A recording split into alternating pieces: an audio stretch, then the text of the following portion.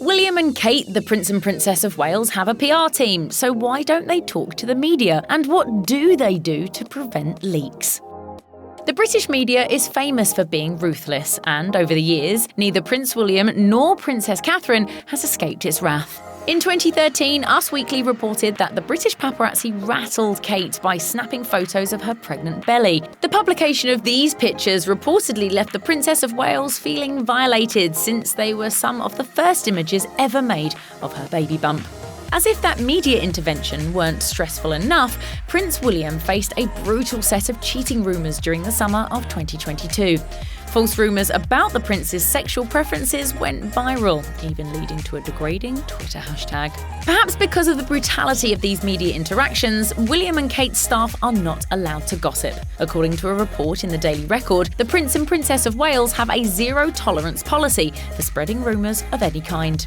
The couple clarified their position in their description of a job opening in the housekeeping department. Posted on the royal family's website, the job description maintained that the Prince and Princess of Wales's housekeeper would have to excel at, quote, maintaining confidentiality and exercising discretion.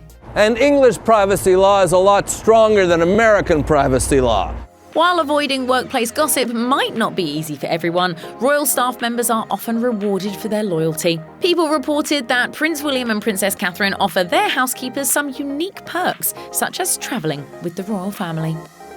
Royal protocol is all about the details. To maintain tradition, members of the royal family must adhere to strict rules that dictate everything from how they hold their wine glass to how they stir their tea.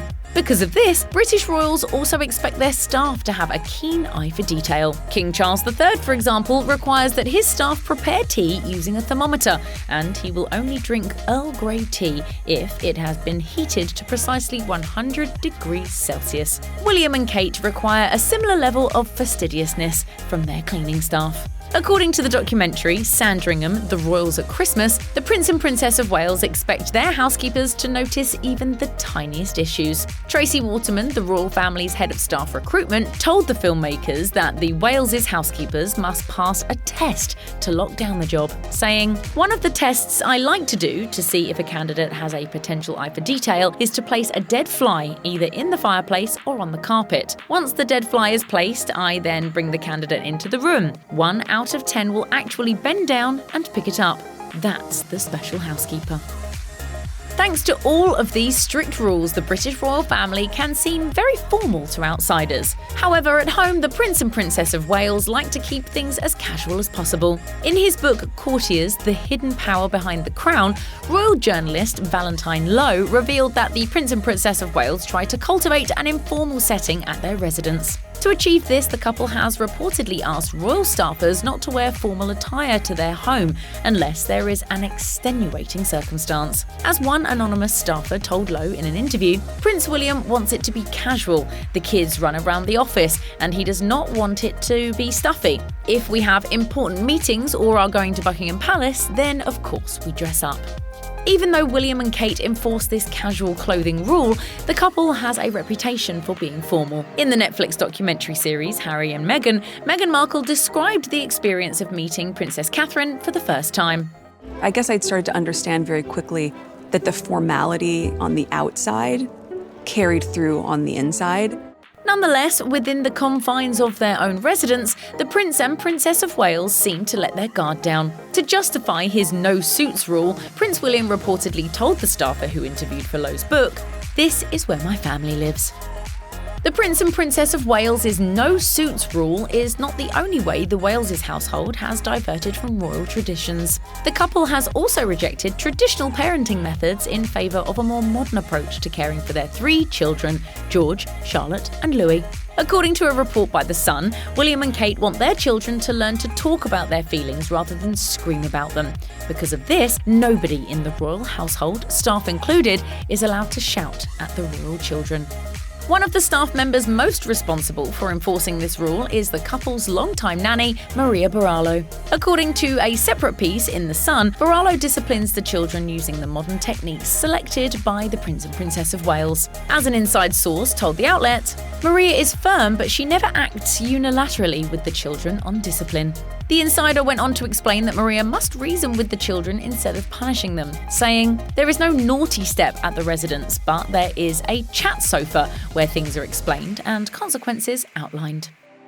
William and Kate's no shouting disciplinary rule may seem reasonable, but their unique parenting techniques do not stop there. The Prince and Princess of Wales' staff members are likely forbidden from using certain words in front of George, Charlotte, and Louis. The reason for this reportedly pertains to the educational background of Borrallo. According to the Mirror, Borrallo graduated from the iconic nannying school Norland College, where students learn never to use the word kids. As documentary maker Louise Heron told the Mirror after spending a year at Norland, the word kid is banned. It's a mark of respect for the children as individuals.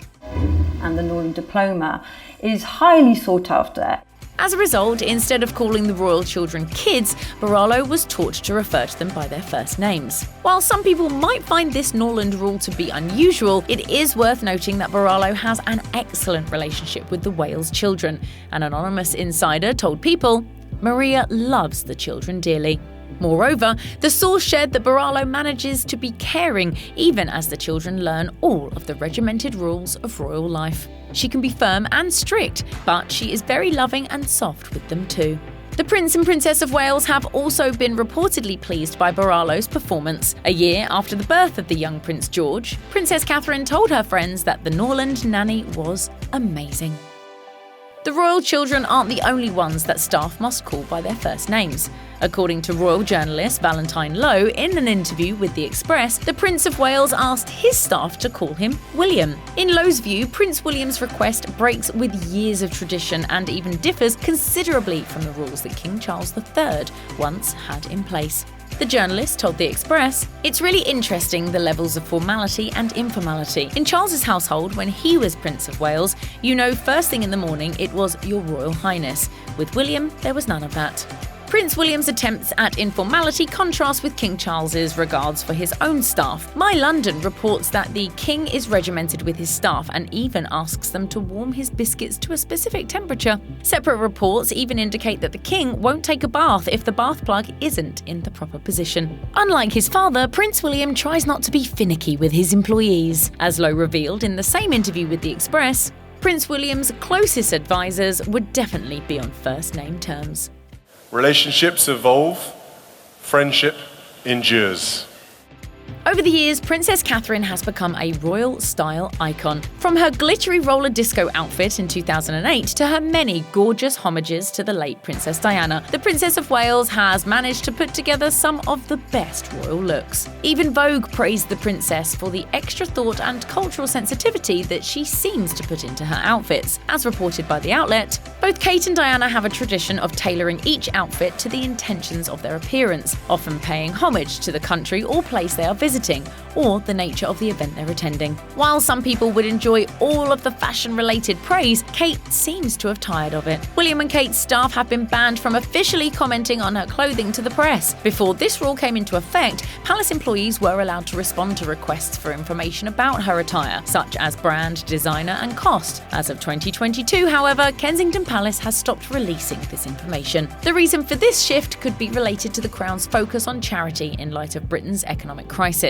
As royal expert Richard Palmer said in an interview with The Express, the cost of living crisis may well be a part of that as well. It's not a good look, is it, to turn up to a food bank in a £3,000 coat? In the Netflix documentary Harry and Meghan, Prince Harry opened up about the role of the royal communications teams in palace life. According to the prince's account, each member of the royal family has their own public relations team, which deals with the press. Interestingly, however, Prince Harry claimed that these separate teams would compete with each other for media attention, saying, "There's leaking, but there's also planting of stories. So if the comms team wants to be able to remove a negative story about their principal, they will trade and give the media something about someone else's principal." So the officers end up working against each other.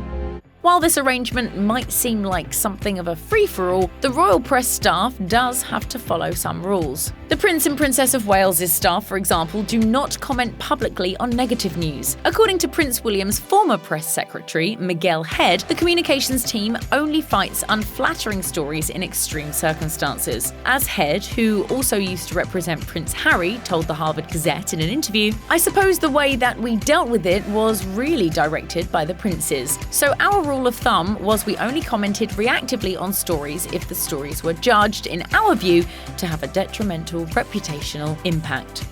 However, Head claimed that this was very rare, saying, "The bar for that was quite high."